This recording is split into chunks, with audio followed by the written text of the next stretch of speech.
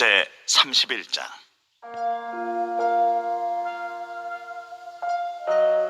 여호와께서 모세에게 말씀하여 이르시되, 내가 유다 지파 훌의 손자요 우리의 아들인 부살렐을 지명하여 부르고 하나님의 영을 그에게 충만하게 하여 지혜와 총명과 지식과 여러 가지 재주로 정교한 일을 연구하여 금과 은과 노스로 만들게 하며 보석을 깎아 물리며 여러 가지 기술로 나무를 새겨 만들게 하리라.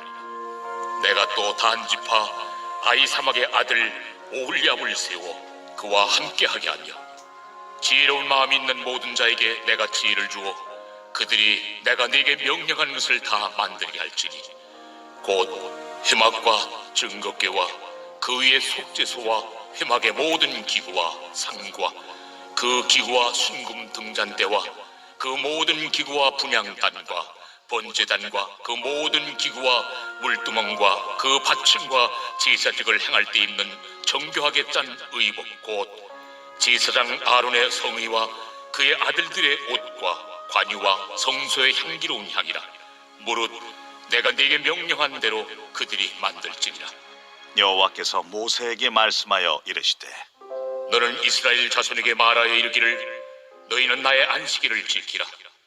이는 나와 너희 사이에 너희 대대의 표징이니 나는 너희를 거룩하게 하는 여호와인 줄 너희가 알게 함이라. 너희는 안식일을 지킬지니 이는 너희에게 거룩한 날이 됨이니라. 그날을 더럽히는 자는 모두 죽일지며 그날에 일하는 자는 모두 그 백성 중에서 그 생명이 끊어지리라. 엿새 동안은 일할 것이나 일곱째 날은 큰 안식일이니 여호와께 거룩한 것이라. 안식일에 일하는 자는 누구든지 반드시 죽일지니라. 이같이 이스라엘 자손이 안식일을 지켜서 그것으로 대대로 영원한 언약을 삼을 것이니 이는 나와 이스라엘 자손 사이의 영원한 표징이며 나 여호와가 엿새 동안에 천지를 창조하고 일곱째 날에 일을 마치고 쉬었음이니라 하라. 여호와께서 시내산 위에서 모세에게 이르시기를, 마치신 때에 증거판 둘을 모세에게 주시니 이는 돌판이요 하나님이 친히 쓰신 것이더라. 하나님께서 모세에게 성막과 성막에 쓰이는 기구들, 제사장의 옷 등을 어떻게 만드실지를 말씀해 주셨지만, 이것은 모세에게 말씀했지만 모세가 만드는 것이 아니죠. 이 모든 것을 만드는 사람은 기술자들입니다. 성막을 만들기 위해서 금속과 나무와 천을 만질 수 있는 기술자들이 여러 동원되었을 것입니다. 오늘 본문에서는 그 여러 명의 기술자들의 이름 중에 2명의 이름이 등장하고 있습니다. 2절에 보시면 내가 유다 지파 훌의 손자요 우리의 아들인 부살렐을 지명하여 부르고, 부살렐이라는 사람이 나오죠. 6절에도 보시면 또 한 명의 이름이 등장하는데 오홀리압이라는 사람입니다. 이 부살렐과 오홀리압은 하나님에 의해서 성막과 성막의 기구들, 제사장의 옷을 만드는 일에 이 감독관으로 부르심을 받았습니다. 3절에 보시면 하나님의 영을 그에게 충만하게 지혜와 총명과 지식과 여러 가지 재주를 주셨다라고 하죠. 하나님께서 부살렐과 오홀리압에게 일을 맡기시고 또 그 일을 감당할 수 있는 그런 성령의 지혜와 총명함을 주셨다라고 합니다. 6절에도 보면 오홀리압에게 그와 함께 하사 지혜로운 마음이 있게 한 자들과 이 일을 하도록 하셨습니다. 오늘 본문이 의미하는 바는 무엇입니까? 성막을 만드는 일은 하나님이 주도하시고 하나님이 성취하시는 일입니다. 인간은 조력자였다라는 것을 오늘 본문이 강조하고 있습니다. 오늘 본문 후반부에 뜬금없이 안식일에 관한 말씀이 나오는 것도 사실 같은 이유에서입니다.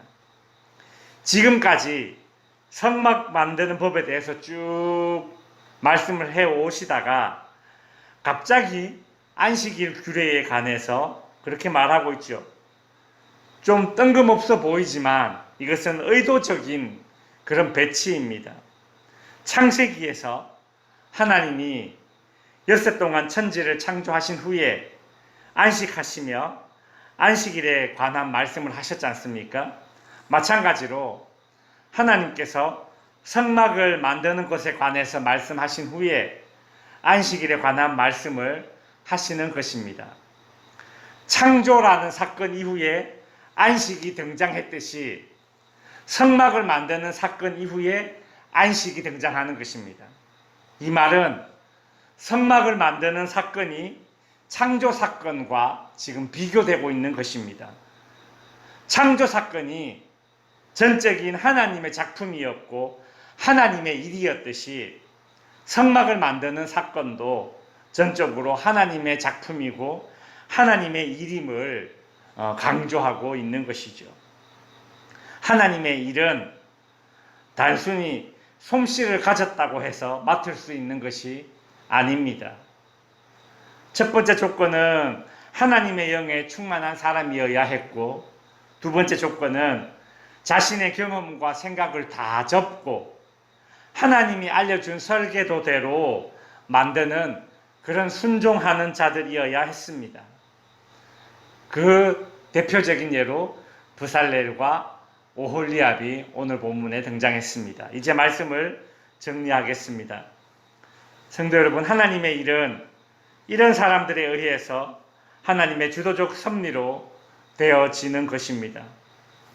저는 브살렐과 오홀리압에게 하나님의 영과 지혜가 충만하였을 때 그들이 가졌던 솜씨가 꽃피워져서 성막을 만들 수 있게 되었다는 사실을 보면서 사람에게 있는 지혜와 능력은 모두 하나님에게서 온 것임을 새삼 깨닫게 됩니다. 나 자신뿐만이 아니라 우리의 자녀들까지도, 우리의 후손들까지도 세상에서 두각을 드러내는 인재가 되기를 바라는 마음이 있을 것입니다. 오늘 본문의 말씀을 기억합시다.